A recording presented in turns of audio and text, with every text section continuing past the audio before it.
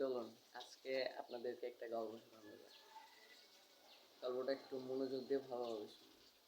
একটা ঘরের ভিতরে 4টা মোমবাতি ছিল। একটার নাম ছিল শান্তি, একটার নাম বিশ্বাস, একটার নাম ভালোবাসা এবং শেষ মোমবাতিটার নাম হচ্ছে আশা। তো ওই ঘরের ভিতরে 4টা মোমবাতি জ্বলতে জ্বলতে কি হলো, হঠাৎ করে শান্তি নামের যে মোমবাতিটা ছিল সেটা নিভে গেল। তো শান্তি নামের মোমবাতিটা নিভে যাওয়ার পরে যে বিশেষ নামের মোমবাতিটা ছিল সে তখন বলছে, যেখানে শান্তি নেই সেখানে আমি বিশ্বাস থেকে কী করবো, আমিও নিভে যাই বলে বিশেষ নামের মোমবাতিটিও নিভে গেল। তারপরে মোমবাতিটি ছিল ভালোবাসা নামে।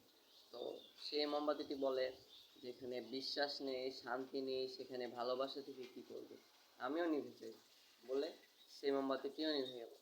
তারপর কি হলো, তারপরে সেই ঘরে একটি ছেলে আসলো।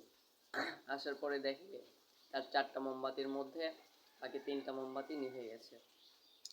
তো সে এখন ওই বাকি একটা মোমবাতি যেটার নাম আশা, ওই মোমবাতিটি দ্বারা আবারও বাকি 3টা মোমবাতি জ্বালিয়ে দিল। পুনরায় সেই ঘরে আবারও 4টা মোমবাতি জ্বলল।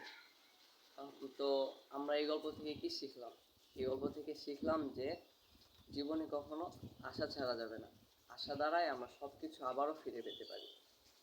জীবনে যা হচ্ছে হোক, যেটা হচ্ছে যেটা হবে এগুলো ভাবার কোনো প্রয়োজন নেই, কোনো দরকার নেই।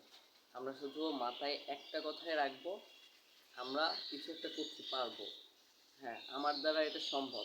আমরা যেটা করছি এটা কন্টিনিউ করে যাব, কখনো আশা ছাড়বো না। আশা ছাড়লে আমরা কোনো দিনই কোনো কাজে সফল হতে পারবো না।